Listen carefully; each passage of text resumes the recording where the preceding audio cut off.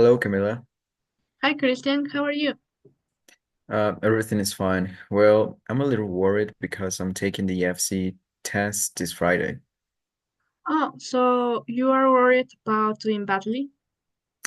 Yes, although of all the areas, speaking is the one that I fear the most because I have to be prepared. I understand you. When I took the test, speaking was the area where I had to prepare the most, especially because each part had its challenges. For example, in part 1, you have to answer simple questions about your daily and personal life, like your hobbies, work, among others. Oh, yes. But I'm afraid my answers are very short and unattractive. Yes, well, what helped me the most in this part was reviewing conjunctions to expand Oh, my answers and give them a logical order. For example, when I talk about my hobbies, I use conjunctions like because, also, therefore, among others, to expand me on the subject and justify my answers. that's a good idea. I should review which conjunctions can be the most useful to use. There are many conjunctions and expressions that can be very useful for you during the speaking test that you should review. Oh, yes. I was reviewing for part two some expressions of comparison and contrast, since in these parts we are presented with two different images that we must compare and at the same time answer a question. Oh, yes, I remember. But I didn't think about studying that kind of expressions when I took the test. Oh, it's very useful. When I tried to review in simulators, practicing these expressions made my arguments more orderly and coherent. Also, I could more easily point out the similarities and differences, which is the most relevant in this part. Yeah, that's interesting. But aren't you afraid that time will play against you and that makes you nervous about having to remember all those expressions that you should use? Actually, no.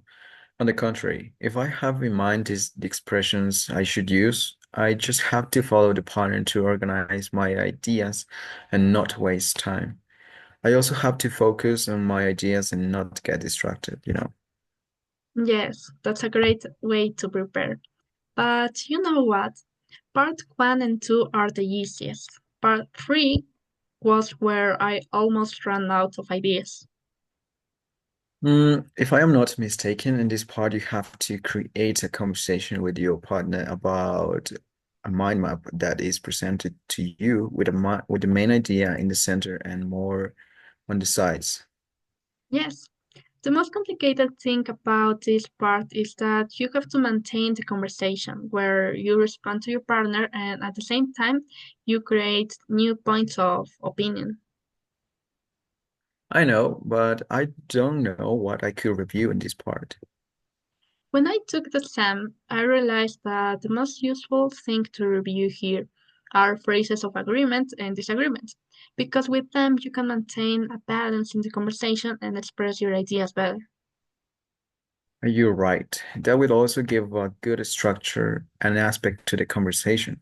I will try to find good phrases to use and review. I also need to know the correct use and purpose of each one because an incorrect use of any of them can work against me. Yes, it will be very useful.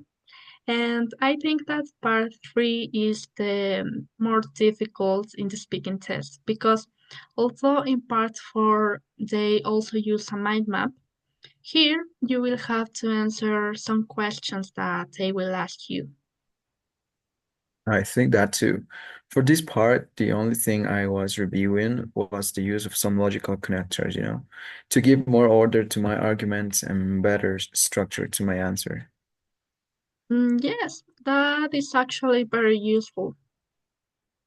Yes, anyway, I will review everything you recommended me, and I will practice more, of course. It will go very well for you. Thank you.